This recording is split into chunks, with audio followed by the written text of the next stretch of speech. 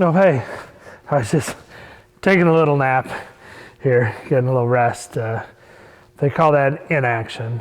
Welcome to day 3 of our serving challenge here at Ascension. During this Lenten season, we're using Pastor Zach's serving challenge, 40-day challenge.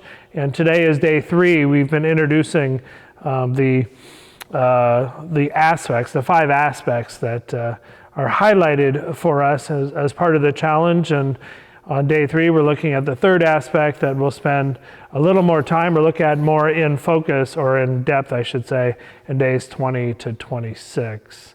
Our first aspect was ambition, and we looked at that on Wednesday, Ash Wednesday. And yesterday we looked at availability, being available to God to use as God would want to use us. And today, as I said, it's about action. One of the verses Pastor Zach highlights in his reflection today, or draws to our attention, is Mark chapter 10, verse 45. For the Son of Man came not to be served, but to serve and to give his life as a ransom for many.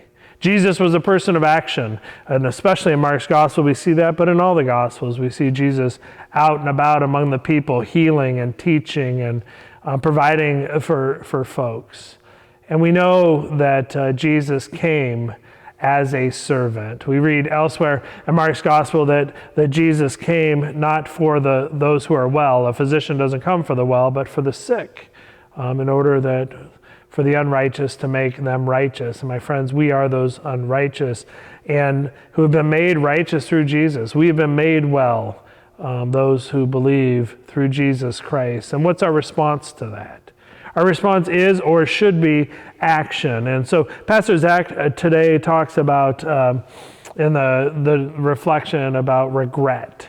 And that our deepest regrets are almost always our regrets of inaction, when we didn't do what we thought or knew that we should do.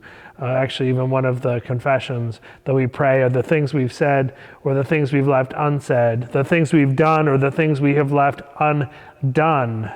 I know that last year about this time, while my dad was on hospice, one of my goals was no regrets, was to not regret the fact that I didn't go see him or that I didn't tell him that I love him and spend time. And you know, when he passed, I didn't have regrets. I felt like I had done all that I could do to let him know that he was loved and cared for. And I suppose one could say even served him in that way, somebody who had served me for much of my life, certainly in my upbringing. So no regrets. And we look at Jesus as one who lived in service and was a person of action. So what does that mean for us?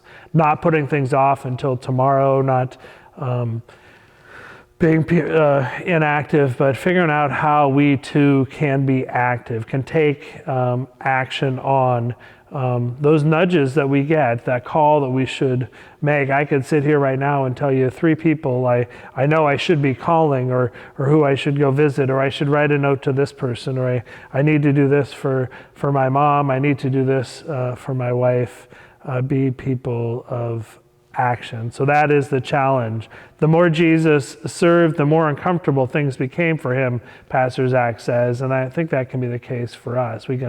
This call to action, this call to serve can put us in some uncomfortable situations occasionally, interacting with folks we might not have interacted with otherwise, or doing and saying things that may not be comfortable for us, but are the right things for us to do to demonstrate our love and care for others. Action. I look forward to seeing you tomorrow, Saturday, for day 4 of the Giving Challenge. And just by way of reminder, Sunday we will not have a daily video, but we do have worship here, and we'll resume our videos on Monday. But I will see you tomorrow on Saturday. So I look forward to that. Have a great day.